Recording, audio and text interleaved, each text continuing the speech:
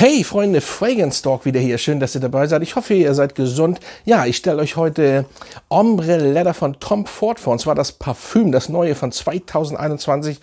Und den alten nehme ich ein bisschen mit von 2018, das Eau de Parfüm. Weil die Frage ist ja, lohnt sich das Parfüm, das neue, wenn ich schon den 2018er habe oder wenn ich Tuscan Leather habe? Lohnt es sich? Wollt ihr es wissen? Bleibt dran.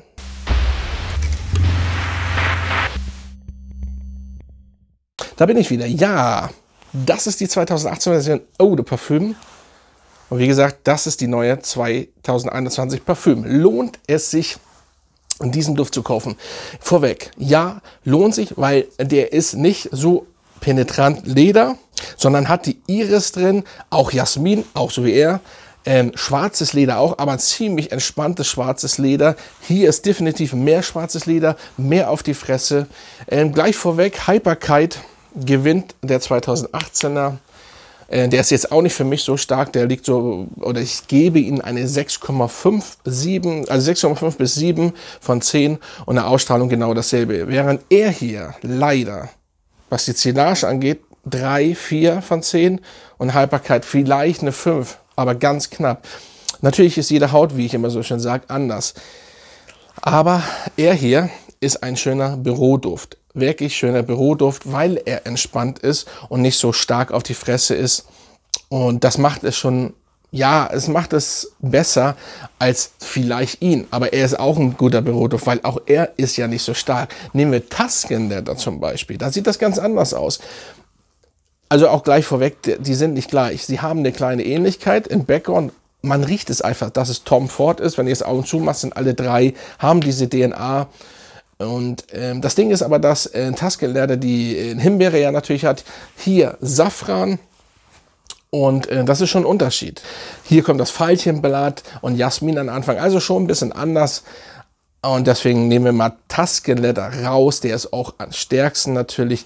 Aber es geht ja um Ombre Leather. Ja, also, wenn ich jetzt überlegen sollte, also beide zu haben, ist schon nice. Den könnte man auch im Büro, der hält länger im Büro. Den kann man aber auch zum Ausgehen benutzen. So, auch für State, auch für viele Gelegenheiten, weil er einfach geil ist. Dann noch eine schöne Lederjacke zum Beispiel an, würde auf jeden Fall passen. Er hier ist aber einfach ein perfekter Büroduft, weil er nicht so auffällt.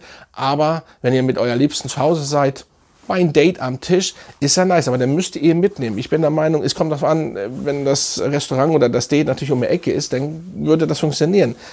Sonst wird es schwierig. So, aber der Duft an sich ist lecker, wirklich lecker. Und ich finde ihn vom Geruch, also ich finde den 2018 einen Tick besser, muss ich schon sagen. Aber er hat was. Dieses cremige hat einfach was. Und die beiden Flakons, im Endeffekt, wenn ihr natürlich Tom Ford-Fan seid, ja, die haben dann beide.